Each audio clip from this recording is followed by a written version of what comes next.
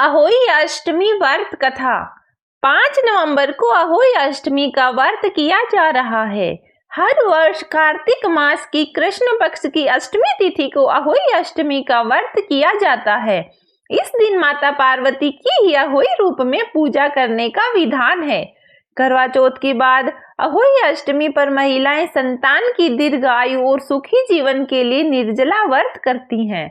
इस दिन संतान प्राप्ति की इच्छा करने वाले पति पत्नी भी अहोई अष्टमी का व्रत करती हैं।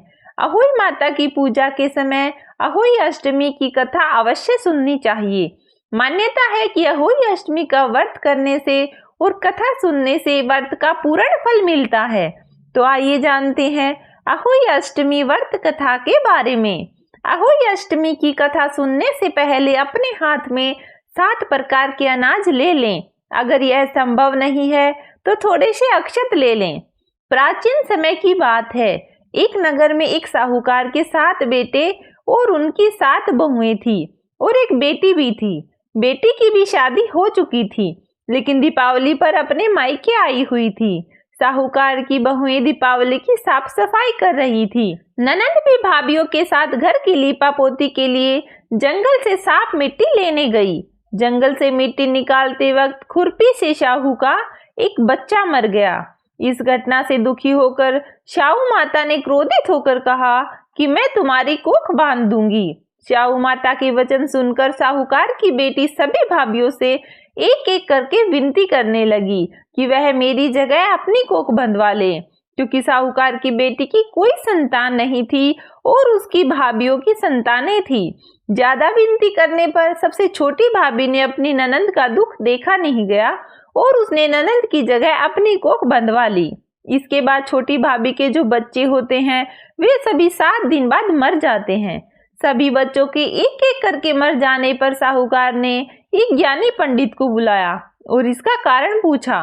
तब पंडित जी ने कहा कि उनको सुरही गाय की सेवा करनी चाहिए।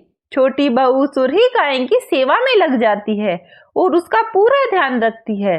इसे देखकर सुरही गाय छोटी बहू से पूछती है, आखिर तू किस कारण से मेरी इतनी सेवा कर रही है और तुझे मुझसे क्या चाहिए? तेरी जो भी इच्छा है वह मुझसे मांग ले। साहूकार की बहू ने कहा कि शाहू माता ने मेरी कोख बांध दी है, जिससे मेरे सभी बच्चे मर गए हैं।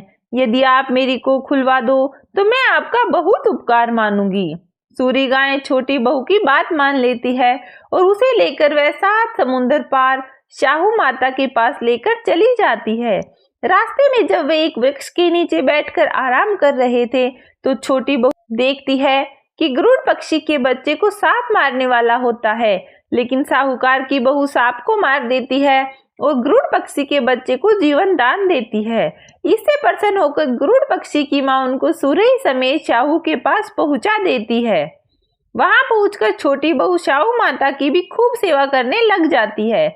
उसकी सेवा से प्रसन्न होकर शाहू उसको 7 पुत्र और 7 बहू का आशीर्वाद देती है।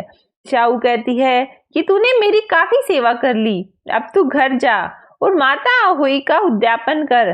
पूजा में 7 अहोई बनाकर 7 कढ़ाई देना। छोटी बहू जब घर जाती है तो देखती है कि उसको 7 संतानें जीवित हैं और उसकी 7 बहुएं भी हैं। वह यह सब देखकर खुश हो जाती है और उसने 7 अहोई बनाकर 7 कढ़ाई देकर माता अहोई का धूमधाम से उद्यापन करती है।